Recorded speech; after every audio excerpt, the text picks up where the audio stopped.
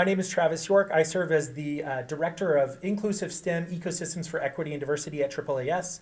It's one of our program units that really focuses on STEM education and talent development, the continuum of STEM education and talent development, and really squarely focuses that work specifically on broadening participation across all STEM disciplines.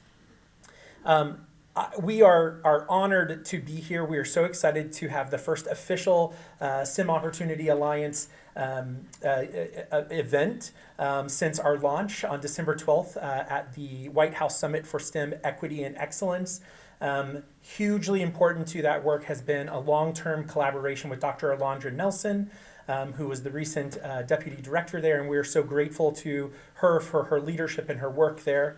I have the very exciting task to move us into the work that we are asking of you this day. And so I'm going to set the scene for that work and really ask, I want to just preemptively thank you all for the time and the talent and the genius that we're going to be asking you to impart with us today.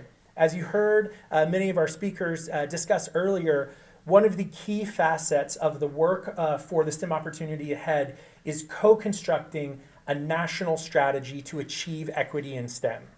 And that work begins with leveraging the voices of all community members across the country and across several different sectors. And so we're really excited today to deep dive into the role of post-secondary education in that larger STEM ecosystem. In case any of you are less familiar with SOA, we wanted to give you a quick understanding of what the STEM Opportunity Alliance is.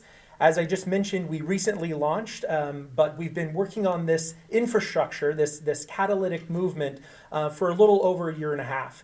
And really what the SOA is a national effort incubated at the American Association for the Advancement of Science, and that's been largely funded thus far by the Doris Duke Foundation.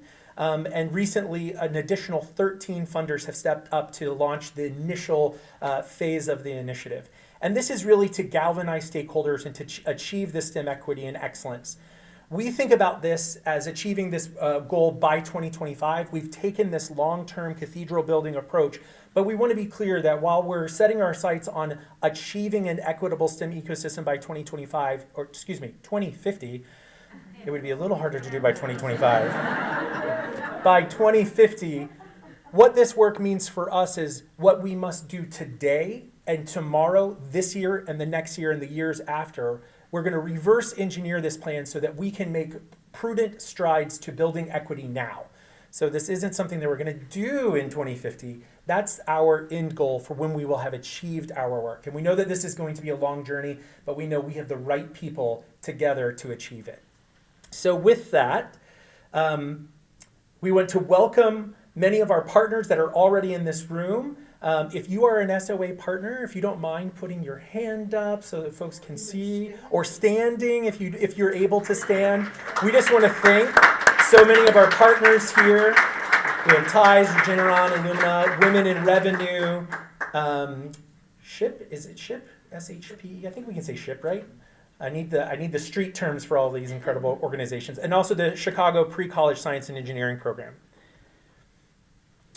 I don't think that I need to spend too much time on this slide about why equity in STEM is important. I feel like with this room, that is an understood piece here. So I'll just kind of share with you some of our major arguments that we've been making here and elsewhere across the country. But since we have work to do, I'm going to speed us up just a little bit here.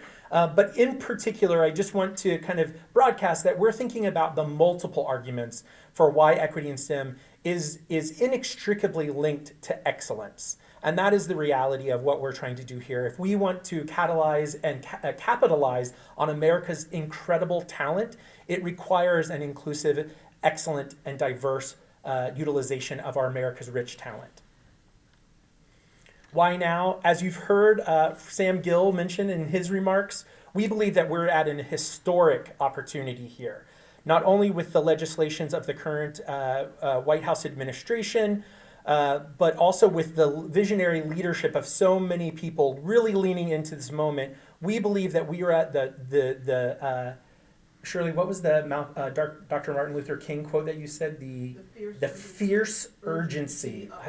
the fierce urgency of now could not have captured that better. We believe that this is the fierce urgency of now, and that this is the time for us to really achieve this work and to do it in a way that will last for generations to come.